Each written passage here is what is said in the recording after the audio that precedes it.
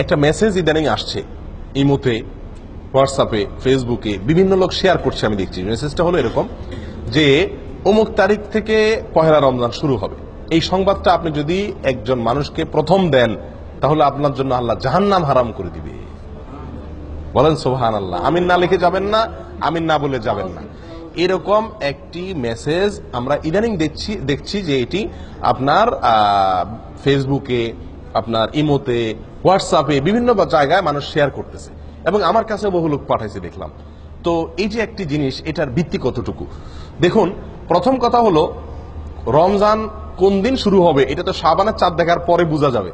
এখনো শাবানের চাঁদ দেখা বহুত বাকি আছে, তার আগে থেকে অমুক তারিখ থেকে রমজান, এটা তাহলে প্রথম একটা মিথ্যা দিয়া শুরু, একটা প্রতারণা দিয়া শুরু। দ্বিতীয়ত কথা হলো, এরকম কথা নবী সাল্লাল্লাহু আলাইহি সাল্লাম কখনো বলেন নাই। এটা নবী সাল্লাল্লাহু আলাইহি সাল্লামের মিথ্যাচার। কেউ যদি এই কথা শেয়ার করে, এই কথা অন্যের কাছে পাঠায়, এই কথার প্রচার করে, এই কথাকে লাইক করে, এটাকে ভালো মনে করে কমেন্ট করে, এটাকে বিশ্বাস করে, মনে রাখতে হবে নবী সাল্লাল্লাহু আলাইহি সাল্লামের একটি ভয়াবহ সতর্কবাণী আছে। সেটি হলো, তিনি বলেছেন, মান কাযাবা আলাইয়া মুতাআম্মিদান ফালিয়াতাবাওয়া মাকআদাহু মিনান নার। যে ব্যক্তি আমার বিষয় মিথ্যা প্রচার করবে, আমার নামে কোনো কথা আমি বলি নেই, সেটাকে আমার বলে আমার পক্ষ থেকে প্রচার করবে আমার নামে মিথ্যা কথা, সেই জন্য তার ঠিকানা জাহান্নামে জেনে রাখে, নিশ্চিত জেনে রাখে।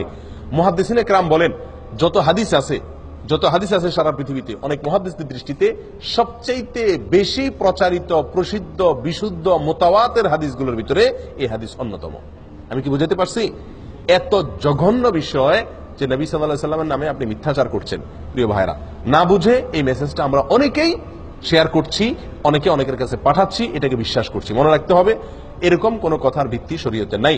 রমজান অমুক তারিখ হবে, অমুক তারিখে হবে, এই সংবাদটি আপনি যদি প্রথম কাউকে দেন তাহলে আপনার জন্য জাহান্নাম মাফ হয়ে যাবে। এটা যদি আপনি এতজনের মাঝে শেয়ার করেন তাহলে আপনার এত সওয়াব হবে। এই সংবাদ শেয়ার করলে গুনাহ হবে, এই সংবাদ শেয়ার করলে গুনাহ হবে, কারণ এটা নবী সাল্লাল্লাহু আলাইহি সাল্লামের নামে মিথ্যা কথা। কোথাও কোনো জাল হাদিসও এরকম কোনো কথা নাই।